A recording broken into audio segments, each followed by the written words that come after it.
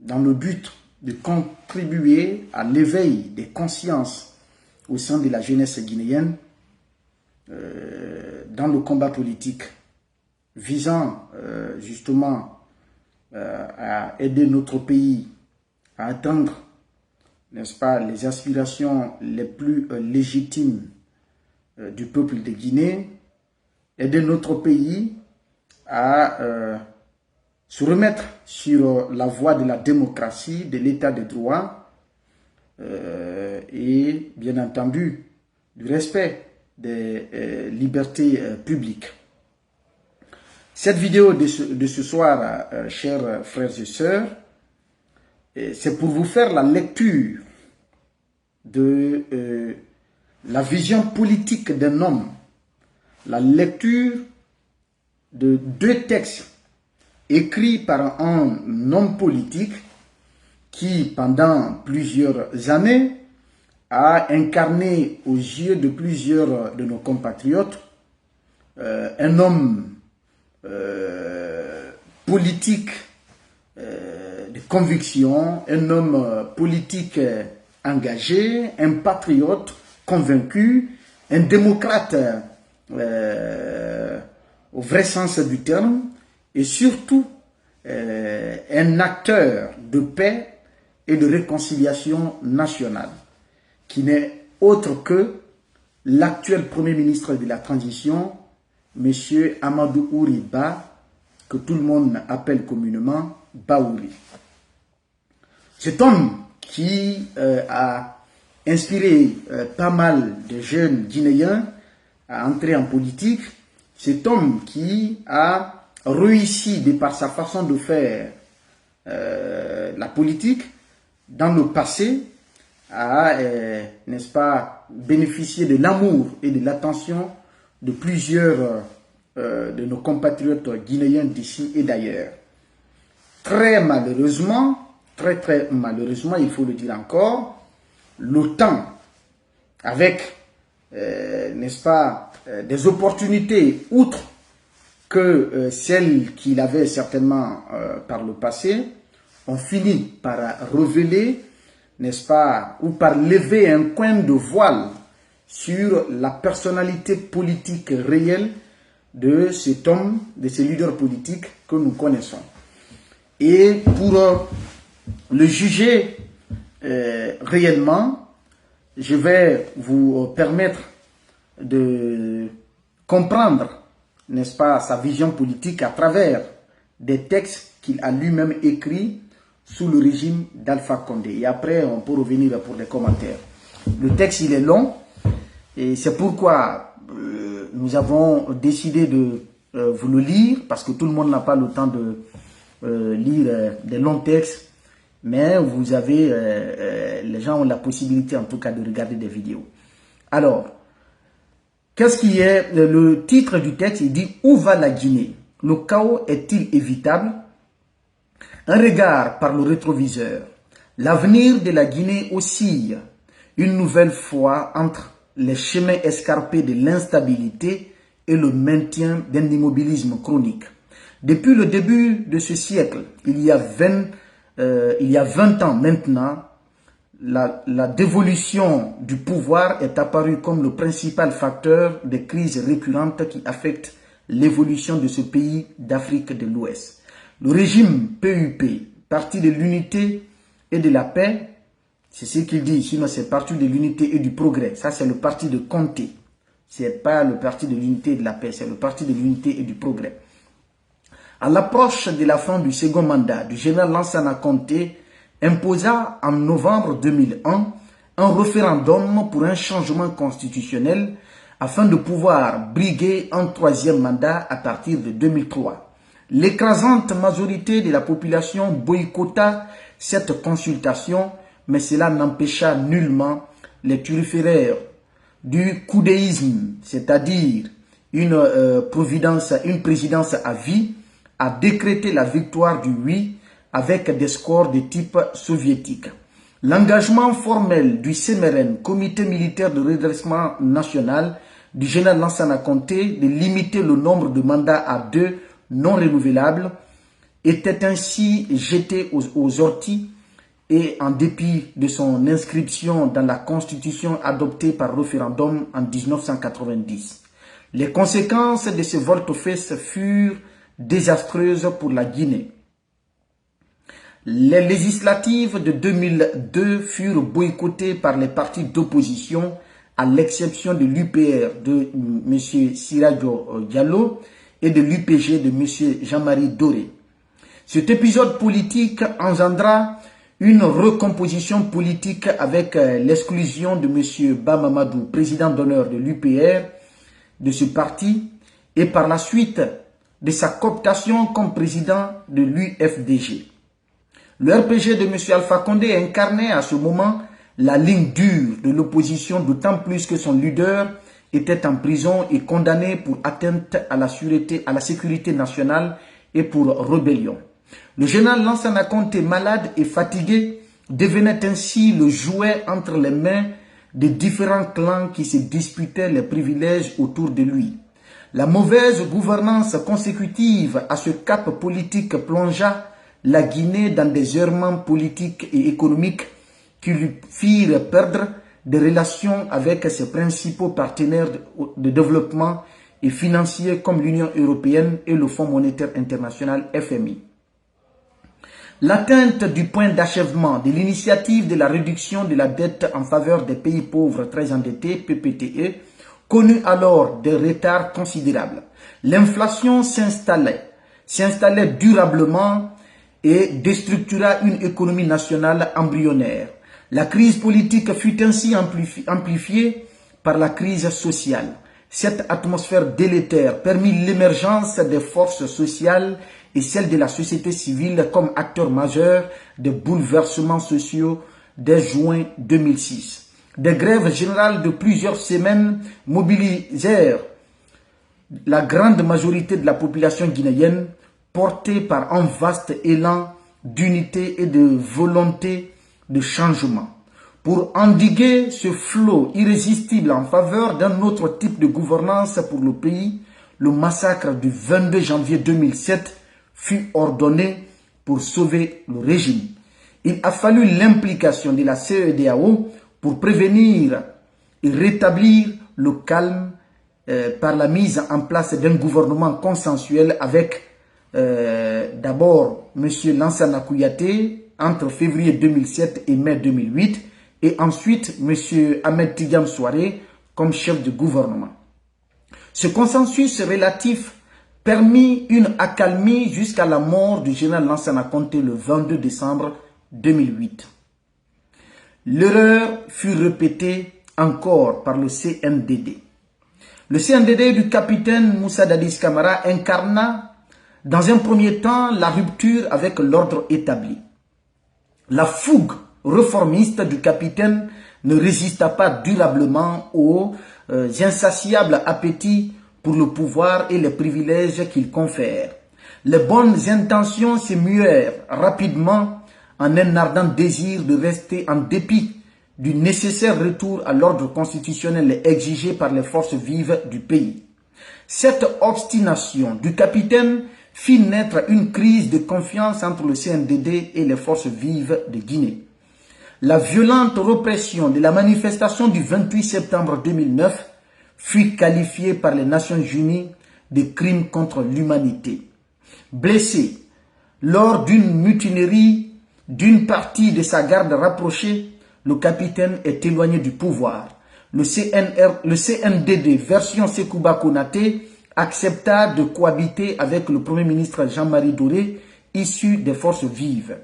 Ils mirent en place un gouvernement d'union nationale et un organe législatif qui est le Conseil national de la transition pour organiser le retour à l'ordre constitutionnel.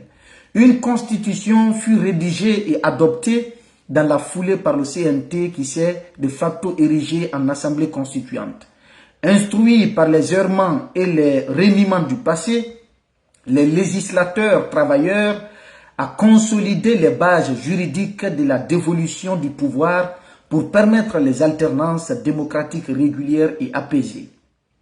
Une disposition constitutionnelle conféra au socle républicain de l'État et à la durée du mandat de 5 ans, une seule fois renouvelable, une même personne peut exercer et ne peut exercer plus de 2 mandats consécutifs ou pas. Un caractère d'intangibilité pour asseoir durablement la stabilité politique et institutionnelle de la Guinée. C'est le nœud du conflit politique qui oppose actuellement le président Alpha Condé aux tenants du maintien de la Constitution regroupée au sein du FNDC. En effet, de simples amendements constitutionnels ne pouvaient pas autoriser M. Alpha Condé à briguer un nouveau mandat au présidentiel. Dès lors, il faut procéder à un coup d'État en mettant en place une nouvelle constitution pour ramener les pendules à zéro en ce qui concerne les mandats et empêcher ainsi l'alternance démocratique apaisée et régulière dont la Guinée attend depuis l'indépendance. L'Union africaine est en droit de sanctionner cette initiative du président Alpha Condé. L'Union africaine est alors en droit de sanctionner cette initiative des autorités guinéennes au regard de la charte de l'Organisation panafricaine relative à la gouvernance, aux élections et à la démocratie. Les conséquences probables d'une telle constitution, les mêmes causes produisent le même effet, dit-on le plus souvent. La Guinée a connu la douloureuse expérience du coudéisme et cela l'amena à vivre dans une décennie de tourmentes, de calculs dans maintes domaines politiques, sociaux et de tragédies dont les blessures ne sont pas encore cicatrisées. Ainsi, le projet constitutionnel du président Alpha Condé aura sans doute les mêmes conséquences sur la gouvernance globale de la Guinée, à savoir accroissement de la misère, renforcement des inégalités sociales, isolement du pays sur la scène internationale, rupture de la coopération financière avec les partenaires stratégiques de développement dont l'Union européenne et instabilité institutionnelle avec les violences dévastatrices. Au sus de cela, le contexte qui prévaut dans la région actuellement est différent de celui des années 2000. Il est évident que l'effritement de la cohésion nationale sera un prétexte pour des forces qui essaiment déjà dans le Sahel de tenter d'asseoir une présence dans notre pays richement doté de ressources minières dont l'or, le diamant et autres métaux précieux. Le risque de voir la propagation en Guinée de conflits générés par ces groupes djihadistes sera ainsi facilité. Dès lors, l'instabilité affectera tous les autres pays de la sous-région, du Sénégal à la Côte d'Ivoire, en passant par la Guinée-Bissau, la Sierra Leone et le Libéria. L'éclatement du verrou de stabilité que constitue la Guinée plongera l'Afrique de l'Ouest dans la destruction avec des conflits endémiques de vaste envergure, risque d'amplification, de déstabilisation de la région. Le corollaire de la généralisation de la déstabilisation de la région jettera à plusieurs centaines de milliers de personnes sur le chemin de l'exil et de la migration, notamment vers l'Europe. Déjà, malgré la relative stabilité de la Guinée ces dernières années, ses ressortissants figurent en tête du palmarès des demandeurs d'asile en France et en Belgique. Des mineurs et aussi des femmes y figurent en bonne place. Cette crise migratoire plutôt prévisible engendra fatalement une retentissante catastrophe humaine. D'ores et déjà, le changement constitutionnel en cours a accru la perte de crédibilité de l'État guinéen dans le contexte ubuesque. Aucun investisseur d'envergure ne pourra tenter de s'installer dans notre pays. En effet, l'expérience aura montré que les conventions même ratifiées n'ont qu'une valeur relative selon l'humeur des dirigeants en situation de responsabilité. Bien entendu, les vautours en bonne intelligence avec des oligarchies mafieuses plutôt, qui se créent autour des allées du pouvoir, verront ainsi une opportunité pour s'accaparer des ressources nationales afin de les exploiter pour leur propre intérêt. Dans un tel environnement empreint de pauvreté, d'injustice et d'inégalité, la tentation de constituer des milices armées pour se prémunir sera la plus forte. C'est ainsi que la RDC, depuis plusieurs décennies, est plongée dans l'instabilité. Il en est de même pour la Centrafrique, comme ce fut le cas au Libéria et en Sierra Leone dans les années 90. Le président Alpha Condé a pris par devers lui un très grand risque d'engager notre pays dans cette aventure constitutionnelle qui pourrait transformer la Guinée en un État failli. Nous ne souhaitons nullement que cela arrive. C'est la raison pour laquelle il est important d'attirer l'attention de tout le monde sur les dangers immédiats qui guettent la Guinée et la sous-région. Il y avait dans un passé récent une fièvre hémorragique Ebola qui était signalée en Guinée forestière dès novembre-décembre 2013. Les autorités politiques n'y ont pas cru et n'ont pas pris les dispositions les plus urgentes pour cantonner l'épidémie à sa source. Entre-temps, l'épidémie s'était propagée largement, bien aussi dans les autres régions de la Guinée qu'au Libéria et en Sierra Leone. La suite, nous la connaissons. Tout le monde doit être conscient que la décision du président Alpha Condé est lourde de conséquences désastreuses pour la Guinée et la région ouest africaine. C'est le moment d'agir afin d'amener le chef de l'État guinéen à reconsidérer sa position en renonçant en ce projet suicidaire et à privilégier la recherche des voies honorables de sortie de crise pour sauver la Guinée. Il n'est pas encore tard pour reprendre le bon chemin. Conakry, le 14 janvier 2020, Baouri, ancien ministre, président UDD. Il était à la tête d'un parti. Ça, c'est le premier texte. Quand Baouri dénonçait la volonté néfaste, la volonté ardente d'Alpha Condé de changer la constitution guinéenne pour s'octroyer un troisième mandat, c'est ce texte-là qu'il a construit pour rappeler, n'est-ce pas, à l'opinion publique nationale et internationale que cette aventure dans laquelle Alpha Condé est en train d'engager la Guinée n'est pas un chemin honorable et que la Guinée pourrait payer le lourd tribut à travers l'envahissement des djihadistes, la création de milices armées dans notre pays et plusieurs autres situations probables qui pourraient arriver à la Guinée si toutefois Alpha Condé tente de changer la constitution. C'est ce texte de M. Amadou Ba. Il a commencé par rappeler le temps de Conté, le coudéisme de 2001. Il a rappelé le cas du capitaine Moussa Dadis Camara en 2009. Eh bien, la même volonté d'Alpha Condé que c'est cette situation qui plonge notre pays dans cet état de précarité extrême depuis l'indépendance.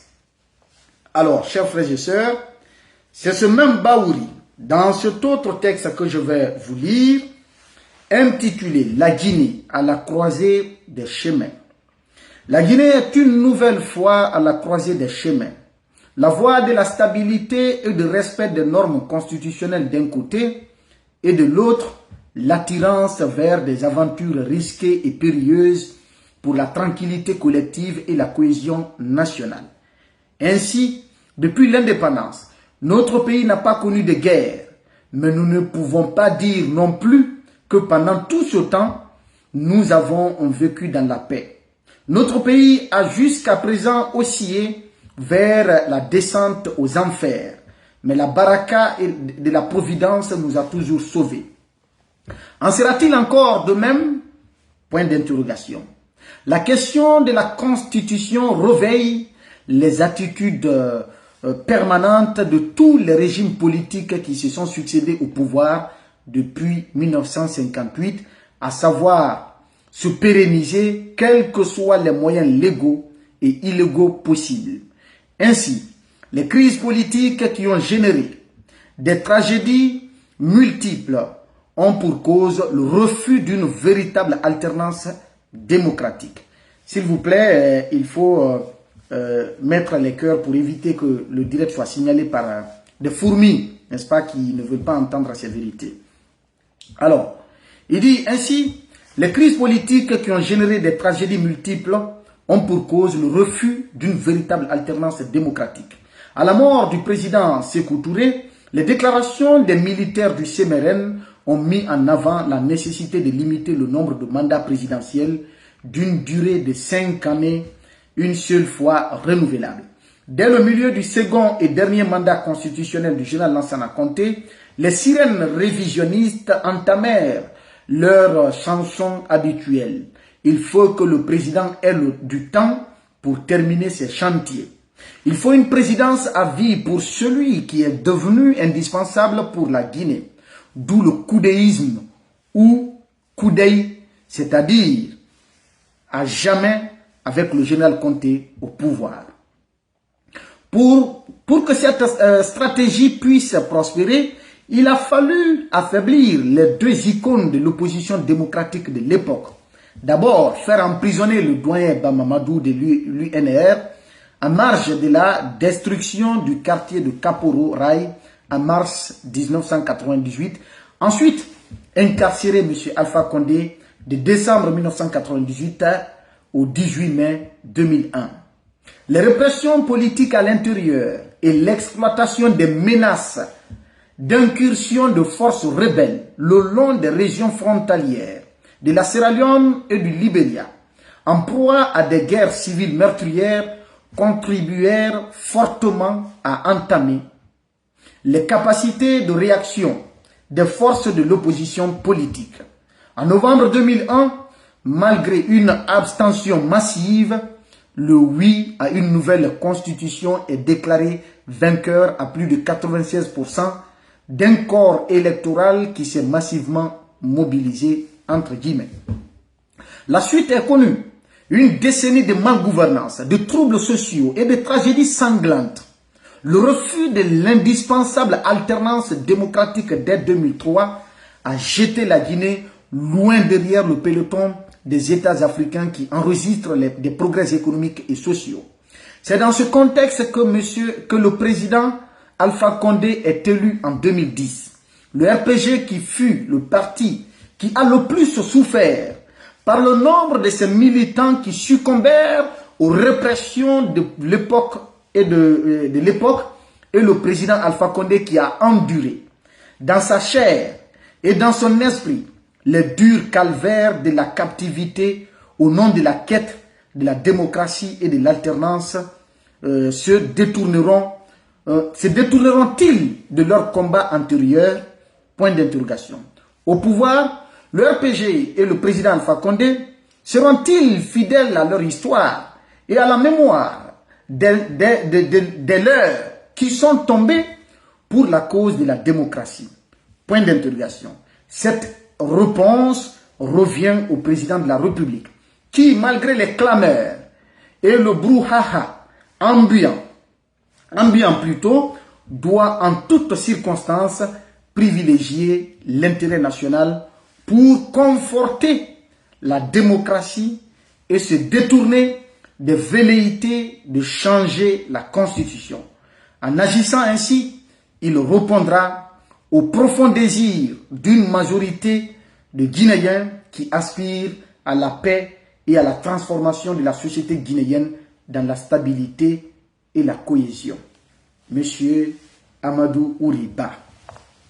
Chers frères et sœurs, ces deux textes, j'espère bien sûr que vous avez compris leur contenu, qui sont presque similaires, qui traitent du même sujet et qui relatent une même histoire politique triste et, n'est-ce pas, révoltante de notre pays. Vous l'avez compris, la confiscation du pouvoir, le manque d'alternance démocratique, de Sékou Touré au général Lansana Conté, en passant par la transition du CNDD, où il avait été constaté que le capitaine Moussa Dadis Camara avait mordu à l'hameçon, n'est-ce pas, la confiscation du pouvoir, eh bien, ce même Bahouri a fait partie des forces vives de l'époque pour appeler à une grande manifestation des populations guinéennes pour désapprouver, pour, n'est-ce pas, exprimer leur désapprobation, pour affirmer ou exprimer, n'est-ce pas, leur souhait d'assister pour une fois à l'alternance démocratique dans notre pays contre la volonté manifeste du CNDD de se maintenir au pouvoir. C'est ce même Bahouri qui, durant des années, n'a de cesse manqué de mots pour fustiger la gouvernance d'Alpha Condé, pour critiquer la gouvernance d'Alpha Condé et pour dénoncer, n'est-ce pas, la volonté d'Alpha Condé de s'octroyer un troisième mandat. Ce qui, de facto, l'a conduit en 2020, aux côtés de nos camarades activistes de la société civile réunis au sein du FNDC, à rejoindre ce mouvement. Je veux bien parler de M. Bahouri. À rejoindre le FNDC pour s'opposer à une quelconque modification de la Constitution en faveur d'un troisième mandat d'Alpha Condé. À descendre dans les rues, à prendre d'assaut les médias privés pour, n'est-ce pas, appeler à un sursaut patriotique contre la révision de la Constitution en faveur du troisième mandat d'Alpha Condé. M. Bahouri était en première ligne de cette lutte politique, de cette bataille pour la démocratie, pour l'état de droit, pour la justice et pour l'alternance dans notre pays. Dieu faisant, ce même Bahouri, ayant assisté impuissamment, n'est-ce pas, au renouvellement de la Constitution, à l'adoption de la nouvelle Constitution d'Alpha Condé et à l'avènement du troisième mandat, n'avait d'autre choix que de continuer dans ses critiques à l'égard du régime d'Alpha Condé. La gouvernance a été sévèrement critiquée, comme nous le savons, pas que par lui, mais par l'ensemble de la classe politique en un mot, s'il faut le dire. Nous étions tous témoins, nous en tant que journalistes, qui leur accordaient des interviews, des temps d'antenne, n'est-ce pas? Et vous, citoyens, qui étiez aux côtés de vos postes récepteurs ou sur Internet, en train de les écouter, de les admirer, de vous associer, n'est-ce pas, au mobile de leur combat politique, à leur idéologie politique.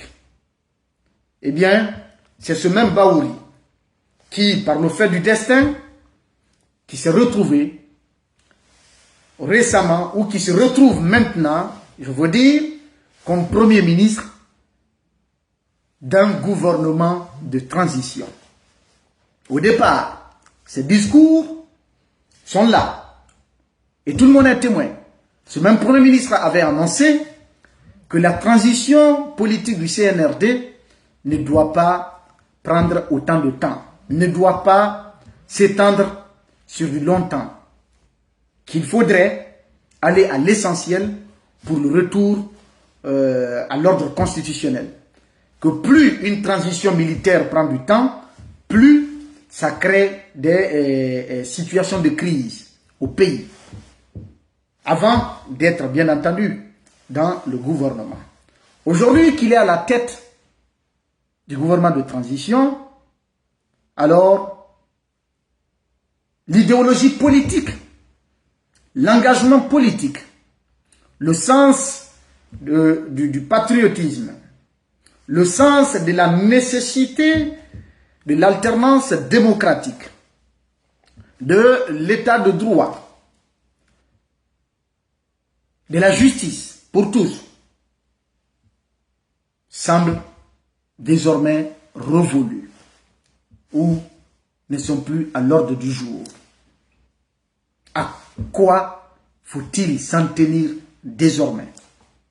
Si, pendant des décennies, vous avez incarné des valeurs aux yeux de l'opinion publique, dans un combat politique éminemment essentiel,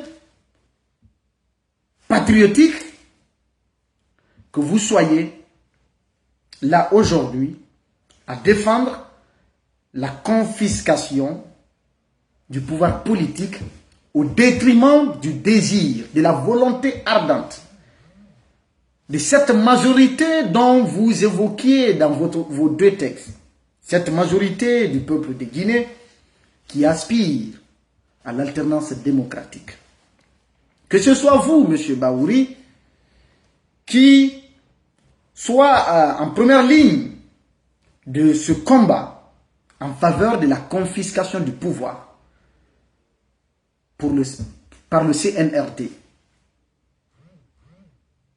Qu'est-ce que vous transmettez à ces jeunes générations, à ces Guinéens qui vous ont fait confiance, qui vous ont cru, qui vous ont soutenu, qui vous ont accompagné pendant des décennies, pour lesquels vous étiez un exemple parfait d'engagement politique, d'acteur de paix, de véritables défenseurs des droits humains. Que ce soit vous qui étiez aux côtés des Fonike et des Bilo en 2020 contre Alpha Condé dans la rue,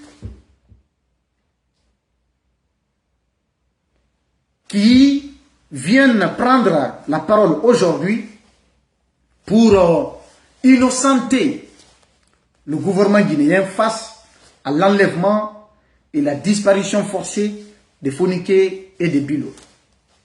Que ce soit vous qui soyez dans les manœuvres politiciennes aujourd'hui pour aider à pérenniser le pouvoir du CNRD, sachant bien entendu que c'est une volonté funeste qui va à l'encontre des aspirations légitimes de la majorité des Guinéens. Sachant bien entendu des conséquences désastreuses qui pourraient résulter de cette volonté manifeste de confiscation du pouvoir pour les militaires du CNRD. Monsieur Bahouri, qui êtes-vous finalement? En qui devons-nous croire? Le Bahouri d'hier ou celui d'aujourd'hui? Est-ce que vos prises de position du moment déterminent votre réelle volonté, le sens réel de votre engagement politique?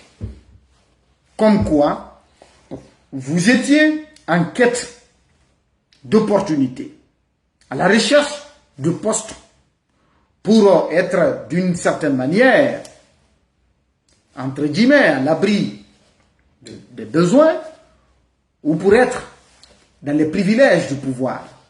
C'était ça l'objectif de votre engagement politique, ou bien c'était pour défendre les intérêts de la République, les intérêts de la nation guinéenne. C'était pour des questions patriotiques. C'était quoi exactement? Nous nous posons la question. À chacun de vous de faire sa propre lecture de la situation. À chacun de vous de comprendre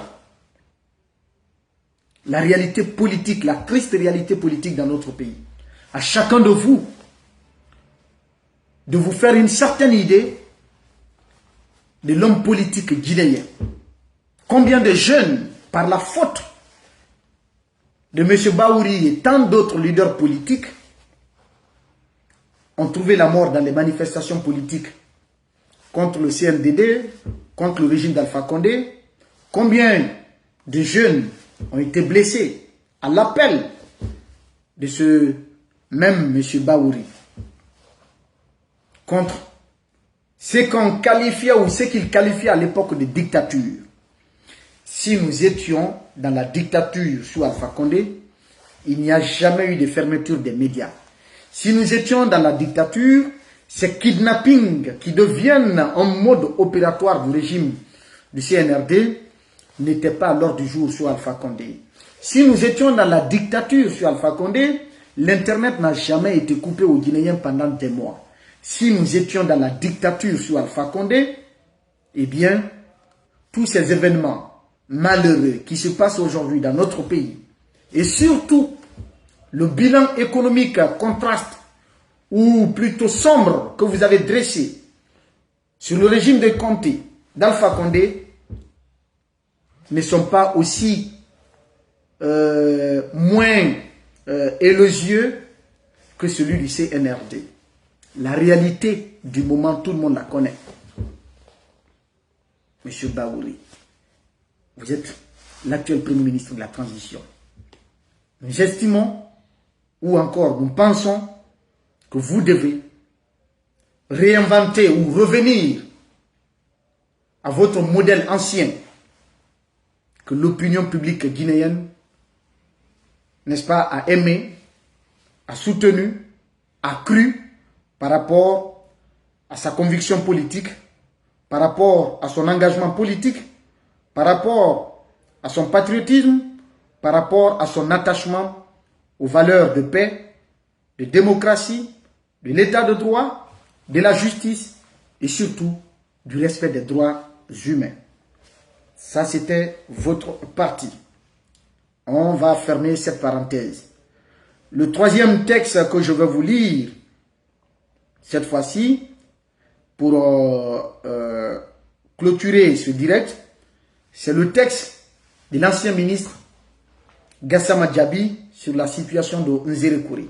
Il est long, nous faisons le devoir de vous le lire pour vous permettre de comprendre la force de ces mots. D'accord? Je recherche le texte et très rapidement, je vais le sortir pour... j'ai dû le mettre quelque part, je l'ai perdu, mais c'est pas grave, je vais le retrouver très rapidement. En attendant, je ne sais pas si vous êtes au courant de ce qui se passe au niveau de la direction des douanes. Si vous êtes au courant, tant mieux. Sinon, on allait, disons, communiquer là-dessus en 2 ou 3 mots. Voilà, on va revenir au texte du ministre Khalifa Gassama Djabi. Alors, qu'est-ce que l'ancien ministre nous dit dans sa tribune? L'innommable drame de Nzerekouré par Khalifa Gassama Djabi, ancien ministre. Il dit le drame insupportable survenu en Nzerekouré qui a emporté plusieurs dizaines de jeunes hommes et jeunes femmes de notre pays. Le chiffre exact n'est toujours pas connu, entre parenthèses. Et l'autre visage hideux de l'irresponsabilité de nos gouvernants et leur inconséquence révoltante. Nous sommes un pays qui est arrivé au degré zéro de la médiocrité et de la lâcheté. Les pays sérieux travaillent et nous passons notre temps à organiser des tournois et autres manifestations démagogiques stupides à la gloire de nos tyrans arrogants, narcissiques et insensibles aux douleurs et à la tristesse de leur peuple. Nous adulons le mal, le faux, l'hypocrisie et le mensonge. La providence nous en sert leurs conséquences à profusion. Nous défions chaque jour la force de la vérité. La providence nous rappelle à tout moment qu'il est coûteux et risqué d'affronter l'évidence. Drame après drame, notre pays sombre chaque jour un peu plus dans la catastrophe et le ridicule sous les yeux et les cœurs cyniques de ceux qui sont censés nous protéger. Souffrance après souffrance, la transition, la refondation voulais-je dire, ça ne change rien, le cirque reste le même. Guinéenne s'embourbe jour après jour dans l'absurdité la plus attristante. Qui a dit que la vie d'un Guinéen valait quelque chose aux yeux de nos gouvernants? Crever ils adresseront leurs lâches et hypocrites condoléances à vos familles. Et ils continueront leur vie dans la luxure ensanglantée des privilèges du pouvoir. Et la vie continue. Mourir pour un tournoi qui n'avait pas lieu d'être, dans des conditions dignes d'un zoo, avec une légèreté sécuritaire incroyable. Voilà la normalité dans un pays où les illusions savamment orchestrées et entretenues font office de projets de société. Alors, quels ne sont que le canal piégé de notre suicide collectif? Miséricorde, avec des centaines de familles brisées, pleure ses morts et soigne ses blessures, en grande majorité des jeunes enfants. Et la vie continue jusqu'à la prochaine catastrophe. Il est incompréhensible et injustifiable qu'un tel drame, d'une telle ampleur, n'amène pas un chef d'État à se déplacer sur les lieux du drame, à s'adresser directement à la nation pour la rassurer et l'apaiser et à exiger sur le champ la démission de tous les cadres impliqués dans l'organisation de ce tournoi meurtrier. C'est incompréhensible. Évidemment, en Guinée, face aux événements tragiques, face au drame, nul n'est responsable, nul n'est coupable. Ceux qui gouvernent ne sont jamais ni coupables ni responsables de rien. Hier comme aujourd'hui, tout est toujours de la faute de Dieu. De pas de chance ou des opposants, bien sûr, cela va de soi. Alors, il dit lorsque cela ne suffit pas, on nous impose une rhétorique de paix et d'unité nationale fallacieuse et indigne pour ne pas nommer le mal. Pourtant, avec ce qui s'est passé en Zérékoré, on peut tourner les choses comme l'on veut, mais quelques évidences demeurent. Si le CNRD, avec à sa tête le général Mamadi Doumbouya, n'avait pas décidé de violer leur serment et leur engagement de rendre le pouvoir aux civils à date, en organisant les élections libres, en arbitre neutre, dans un contexte apaisé et inclusif, auquel aucun d'eux ne participerait, il n'y aurait probablement pas eu ces tournois de propagande et de démagogie au profit du CNRD et du général Doumbouya, et sûrement jamais eu cet insupportable drame de Nzérékoré. Peut-être que sans cela, un drame serait arrivé dans notre pays, mais sûrement pas dans ces conditions, et surtout, personne n'aurait tenu d'ores et déjà moralement et politiquement responsable le CNRD. Pour la responsabilité juridique, il appartient à la justice, si elle en a la dignité, de l'établir pour l'honneur de notre pays et des victimes des alliés. Dès lors, on peut chercher toutes les explications et toutes les excuses théoriques, techniques et autres. Il n'en demeure pas moins vrai que la responsabilité morale et politique de cet horrible crime ou de cet horrible drame de Nzérékoré incombe au CNRD et à leurs turiféraires éhontés et obsédés par le pouvoir et ses privilèges. Disons-le nettement, personne n'est dupe, ni en Guinée, ni à l'extérieur. Au-delà du vacarme très coûteux en argent public, au-delà des boucans démagogiques et lunaires, la vérité reste têtue. Les Guinéens, l'écrasante majorité des Guinéens ne veulent absolument pas que les militaires confisquent le pouvoir. Ils ne veulent pas d'une candidature du général Doumbouya. C'est cela la réalité et c'est cela la vérité. Elle est dure à entendre pour eux, mais c'est la vérité. N'en déplaise aux courtisans et autres bouffons du roi. Ces méthodes acculées et bien anciennes de propagande surfinancée à travers le pays, faites de contraintes dignes des pires régimes communistes et des pires achats de conscience, ne trompent personne. Les Guinéens veulent le retour au pouvoir civil à travers des élections libres et justes, sans aucun membre du CNRD. À défaut que le CNRD, s'il le souhaite et le peut, confisque le pouvoir sans élection, en nous épargnant des propagandes démagogiques et meurtrières et des mascarades électorales coûteuses financièrement et humainement. Pour ce drame terrifiant de Nzerekore, il est impératif qu'une commission d'enquête indépendante composée d'organisations internationales et de sociétés civiles, nationales et internationales, soit mise en place pour rétablir la vérité sur cette catastrophe de Nzerekore et garantir la justice pour les victimes.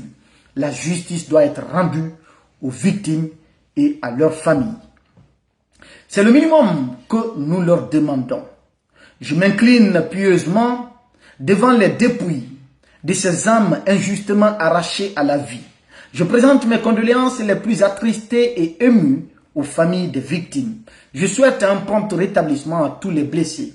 Au CNRD, au général Mamadi Doumbouya, il est peut-être encore temps de partir sereinement et dignement, avec des garanties possibles si nécessaire, en épargnant à notre pays une profonde crise aux conséquences incalculables et imprévisibles. Partez. Il ne gouverne pas un peuple. Il dit, pardon, on ne gouverne pas un peuple contre sa volonté. En attendant, arrêtez aussi ces harcèlements violents et arbitraires contre la presse, les journalistes et tous ceux qui ont des opinions et des visions différentes des vôtres.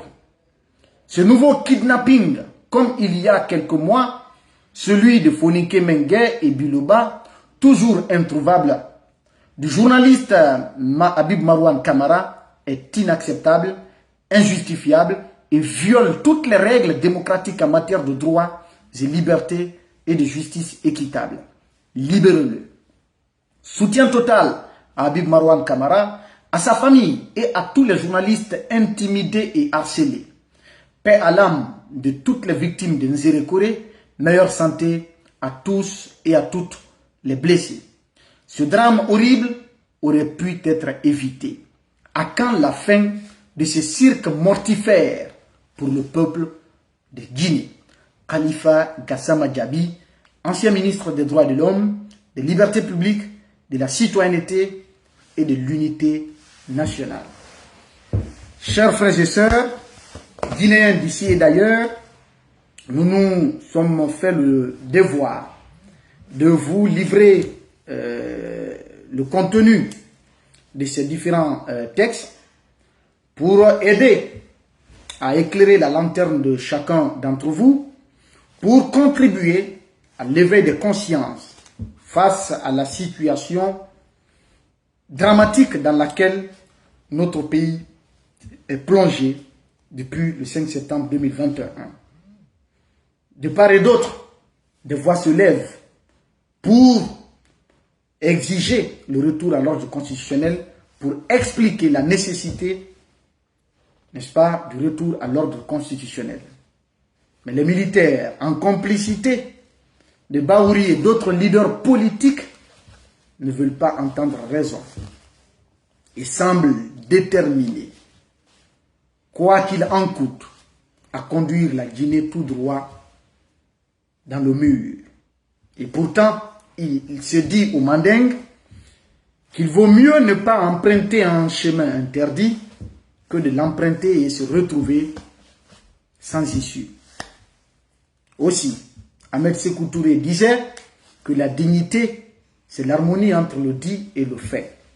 Le général Doumbouya lui-même l'a rappelé le 5 septembre, n'est-ce pas, à la prise du pouvoir sur les antennes de la RTG. Qu'est-ce qu'on peut dire désormais pour expliquer la nécessité pour notre pays d'aller aux élections libres, crédibles, transparentes et apaisées pour mettre fin à cette transition de tragédie qui crée de jour en jour plus de problèmes en notre pays qu'elle n'en résolve. À chacun de prendre conscience.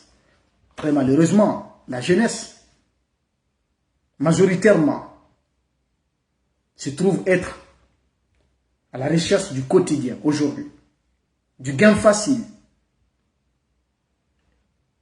Et c'est pourquoi cette jeunesse a décidé de renoncer à la morale, à l'éthique, à la dignité, aux valeurs humaines dans lesquelles nous avons été élevés.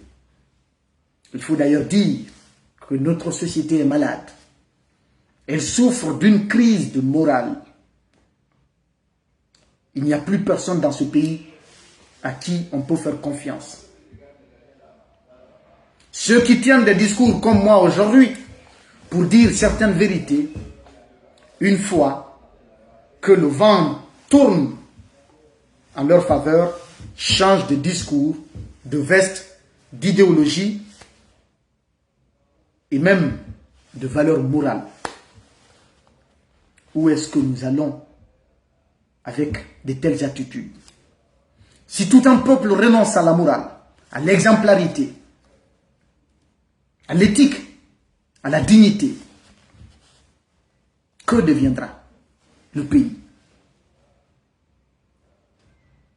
Chaque jour que Dieu fait, nous qui sommes aujourd'hui persécutés, harcelés, qui sommes recherchés pour nous éliminer, nous faire taire, nous recevons des appels de gauche à droite, nous demandant de se taire, d'accepter de rejoindre et prendre pour nous dans la gouvernance du CNRD. Si chacun, on est plus de 14 millions de Guinéens, les fonctionnaires sont au nombre de plus de 100 000. Si une minorité de la population tourne dos aux besoins essentiels de la majorité pour se remplir les poches, pour se concentrer uniquement sur leur seul et unique intérêt personnel et égoïste, que deviendra notre pays? C'est pourquoi nous avons décidé, malgré tout ce qui se passe, malgré tout ce que nous subissons, nous sommes au chômage depuis des mois, on est persécuté dans notre propre pays. Malgré tout ce qui se passe, toutes ces difficultés, nous allons continuer à mener ce combat, à mener cette lutte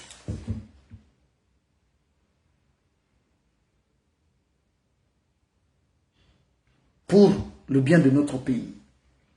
Notre seul guide, notre seul témoin, notre seul soutien, c'est le Dieu tout-puissant, l'omnipotent, l'omniprésent et l'omniscient qui veille sur nous. D'aucuns diront, vous n'êtes pas plus patriotes que nous. Nous n'avons aucunement la prétention de nous faire passer pour des patriotes hors pair. Mais nous sommes sûrs d'une seule chose. Nous tenons à nos valeurs et convictions. Nous sommes attachés à la foi dans cette relation verticale qui nous lie à notre Seigneur. Et c'est pourquoi nous risquons tout aujourd'hui pour aider notre pays à sortir de l'ornière, à sortir de cette précarité extrême, à sortir de cette transition de tragédie. Parce que tout simplement, nous savons que chacun de nous rendra compte de ses faits et gestes, que ce soit ici ou à l'au-delà. Chacun doit méditer. Les exemples sont nombreux. Des hommes forts, il y en a eu assez. Avant le CNRD, il y en aura après le CNRD. Le monde continue comme ça. Personne n'est éternel. Le plus grand criminel au monde finira un jour par mourir. Le plus grand despote au monde finira un jour par s'écrouler et laisser ses richesses mal acquises. Et la meilleure façon d'exister ou de vivre éternellement, c'est de vivre dans la pensée des hommes. Et ce qui amène les hommes à retenir vos noms dans leurs pensées, ce sont vos actes, les actes que vous posez. Prenons Jerry Rawlings du Ghana. Il vit dans les cœurs et dans la mémoire des Ghanéens. Ceux qui nous ont promis de faire comme Rawlings sont en train malheureusement de se comporter comme l'empereur Jean Bédel Bokassa. Des arrestations arbitraires, des kidnappings, des enlèvements et disparitions forcées, des cas de présumés assassinats qui restent non élucidés, sans parler de la corruption endémique qui s'est érigée en système de gouvernance. Je voulais parler, même, je profite de l'occasion pour parler du cas de la douane. Vous avez entendu parler, il y a des suspicions de détournement de près de 8, d'aucuns disent de près de 800 milliards de francs guinéens, d'autres disent plus de 800 milliards de francs guinéens. C'est lié à quoi? Je vais vous expliquer terre à terre. Tout le monde en parle, les gens ne savent pas la réalité.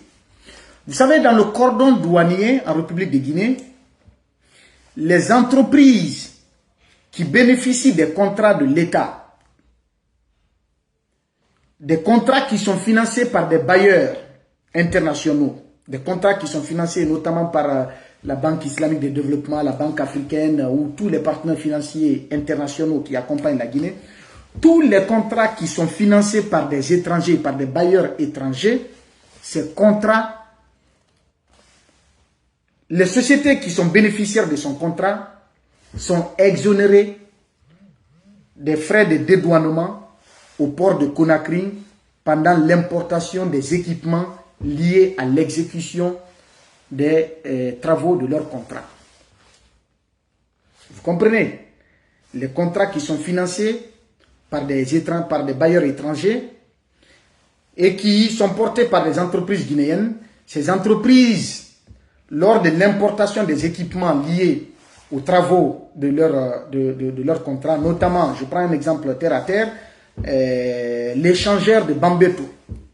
Les équipements qui sont importés, par exemple, dans le cadre des travaux de construction de l'échangeur de Bambeto, si ces équipements sont importés à partir de l'international, puisque c'est sur financement extérieur, l'entreprise qui a en charge les travaux ne doit pas est exonérée, n'est-ce pas, des frais de dédouanement au port de Conakry.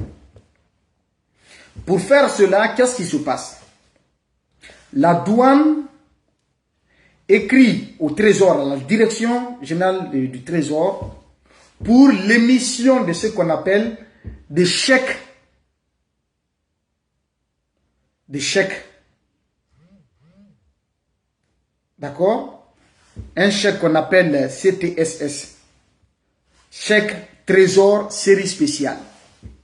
Donc, la douane est écrit. Il y a des registres. Il y a un registre à la douane et un registre au Trésor. La douane écrit au Trésor pour l'émission d'un chèque Trésor série spéciale en faveur des entreprises dont les contrats sont adossés à des financements extérieurs. Mais qu'est-ce qui s'est passé sous le CNRD? On a constaté que des cadres de douane, du Trésor et des transitaires ont réussi à faire la demande, c'est-à-dire à s'octroyer un nombre important de chèques Trésor série spéciale pour des entreprises dont les contrats sont adossés au BND, au budget national. Des entreprises dont les contrats ne sont pas financés par des bailleurs internationaux, mais plutôt par le budget national de développement. Eh bien, il y a eu énormément de chèques qui sont partis. Les propriétaires de ces sociétés, au lieu de payer par exemple 5 milliards de dédouanement, payent 2 milliards ou 3 milliards. Et ces 3 milliards-là se partagent entre les transitaires, les cadres corrompus des douanes qui sont dans cette mafia et ceux de la direction des impôts. Et du Trésor. Ça a commencé depuis le lendemain du coup d'État. Entre le Trésor, la douane et les transitaires. Ce qui a fait baisser drastiquement les recettes douanières. C'est ce qui met en souffrance aujourd'hui les finances publiques de notre pays, d'une part. Sans parler de la corruption à grande échelle des tenants du pouvoir. et ils se sont rendus compte de la situation. Il y a eu plusieurs interpellations à la douane. Certainement, vous êtes au courant. Même aujourd'hui, j'apprends qu'il y a eu des arrestations. Mais c'est un cas sur 1000 autres dossiers de corruption, de détournement de deniers publics, détournement présumé des deniers publics. La justice qui doit établir la vérité des faits, sanctionner ces crimes économiques et financiers, cette justice, elle est plus que jamais perdue. Elle n'existe plus sous cette transition. Et ça, c'est une évidence. Voilà un peu la réalité. Je tenais à faire le point sur ces différentes situations. Il y en a qui ont demandé à monter dans le live sur TikTok. Malheureusement, c'était juste une explication aujourd'hui. Nous allons choisir d'autres thématiques dans les jours à venir. Nous n'avons pas de médias aujourd'hui pour tenir des débats d'opinion, pour pratiquer le journalisme d'opinion. Aider à éclairer la lanterne de l'opinion publique, mais nous allons profiter, n'est-ce pas, des réseaux sociaux pour justement nous exercer, vous permettre d'avoir une lecture éclairée de certaines situations qui se déroulent dans notre pays. Merci à chacun d'entre vous pour l'intérêt et la considération que vous nous accordez. Et on s'arrête là pour se donner rendez-vous un autre jour pour d'autres thématiques, Inch'Allah, si l'Éternel des cieux nous l'accorde.